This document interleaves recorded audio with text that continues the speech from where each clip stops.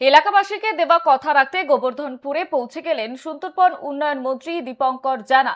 মন্ত্রীর সঙ্গে উপস্থিত ছিলেন পাথর প্রতিমার বিডিও, সেচ দপ্তরের সুন্দরবন এলাকার বিভিন্ন দায়িত্বে থাকা উচ্চপদস্থ আধিকারিক এবং সুন্দরবন ডেভেলপমেন্ট বোর্ডের প্রতিনিধিরা।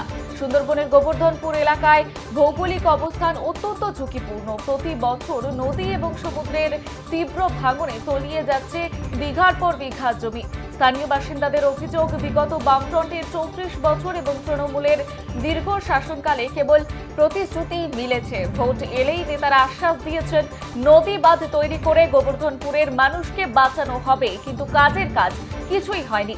তবে বর্তমানে রাজ্য সরকারের পক্ষ থেকে এবার কড়া বার্তা দেওয়া হয়েছে। মুখ্যমন্ত্রী থেকে শুরু করে মন্ত্রী দীপঙ্কর জানা বারবার স্পষ্ট করে দিয়েছেন যে সাধারণ মানুষের জীবন নিয়ে কোনো রকম দুর্নীতি বরদাস্ত করা হবে না।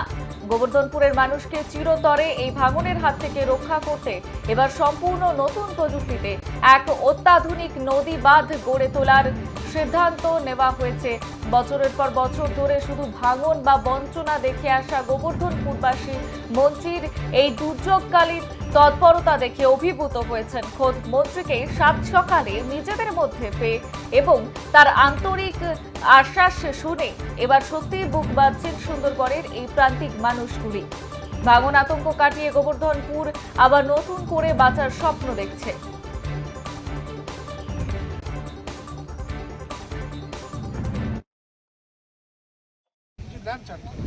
সেটা গভর্নমেন্টের যে রেট আছে বা সেটা আলোচনা করছি আপনাদের সঙ্গে, সেটার প্রেক্ষিতে আমরা পাবেন পয়সা। এটা কত আর হয়ে গেল প্রায় 4-5 বছর হবে। 19 সালে, হ্যাঁ 19 সালে সেচ মন্ত্রী।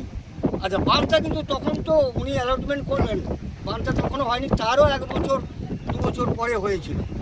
আমি বললাম আপনারা এখানে অ্যালটমেন্ট দিচ্ছেন, এই গ্রামের লোকেরা আসেনি, বাইরের লোকেরা এসছে 500-600, বিরোধী দল একেবারে কেউ নেই। আমি এসছি, আমি কি বলতে চাইছি আমি শুনবো। আমি বললাম এখানে যে অ্যালটমেন্টটা করছেন এখানে টিকবে না, কেন করতেছেন? আপনি 500 ফুট পিছিয়ে দিন, তাহলে দীর্ঘস্থায়ী হবে।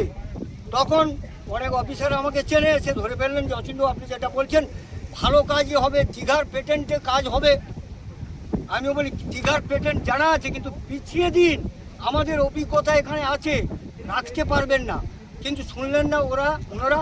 পরবর্তী সময়ে কাজ করলেন, চিফ ইঞ্জিনিয়ার বললেন এই ভদ্রলোক যে বলছে ওনার অভিজ্ঞতা আছে, ওনাকে নিয়ে অ্যালাইনমেন্টটা ঠিক করবেন, কোথায় হবে না হবে। তারপরে আর কোনো কথা শুনেনি, ওনারা এসে করলেন। 2 বছর 1.5 বছরের মধ্যে 22 কোটি টাকা। মন্ত্রী হবার পর একদম সুন্দরবনের প্রত্যন্ত এলাকা শেষ পর্যন্ত গোবর্ধনপুর এলেন। এখানকার রাস্তাঘাট বিভিন্ন অভিযোগ উঠেছে মানুষের, আগের সরকারের দুর্নীতি থেকে আরম্ভ করে বর্তমান যা পরিস্থিতি, কি দেখলেন এবং কি কথা দিলেন মানুষকে? দেখুন, সবে মানে 1.5 মাসও হয়ে কিছুদিন গেছে, 2 মাস কমপ্লিট হয়ে এখন পর্যন্ত আমরা সরকারে এসেছি। তা আমাদের শুধু সরকার গঠনের আগে যখন আমরা বিদায় হয়েছিলাম, মেজরিটি পেয়েছিলাম সরকার গঠনের জন্য, তখন থেকে আমরা কিন্তু শুরু করেছি নামখানা থেকে বকখালি, ফেজারগঞ্জ, ওদিকে ঈশ্বরীপুর, দুর্গানগর ঘুরে আমরা এটা টার্গেট ছিল পাথর প্রতিমা বিভিন্ন দ্বীপগুলো যেগুলো ভাঙন হতে পারে সম্ভাবনা, সেগুলো আমরা পরিদর্শন করতে যাওয়ার ইচ্ছা প্রকাশ করেছিলাম। এখানকার যারা কার্যকর্তা জনগণ আছে তাদের বলেছিলাম। সেই উদ্দেশ্যে আমি সঙ্গে করে আমার আধিকারিক, ইরিগেশনের আধিকারিকরা আছেন, এখানে বিডিও সাহেব আছেন এবং আমাদের সুন্দরবন ডেভেলপমেন্ট অথরিটির এক্সিকিউটিভ ইঞ্জিনিয়ার আছেন, সবাইকে একসঙ্গে যৌথভাবে নিয়ে এসে এই এলাকার কী কী অসুবিধায় মানুষজন আছে তা দেখে আগামী দিনে যাতে এটা পাকাপোক্ত কিছু করতে পারি তার জন্য সেই আশ্বস্ত করলাম। আপনারা ল্যান্ড দিন, জমি দিন, আমরা পাকাপোক্ত ব্যবস্থা করে দেবো।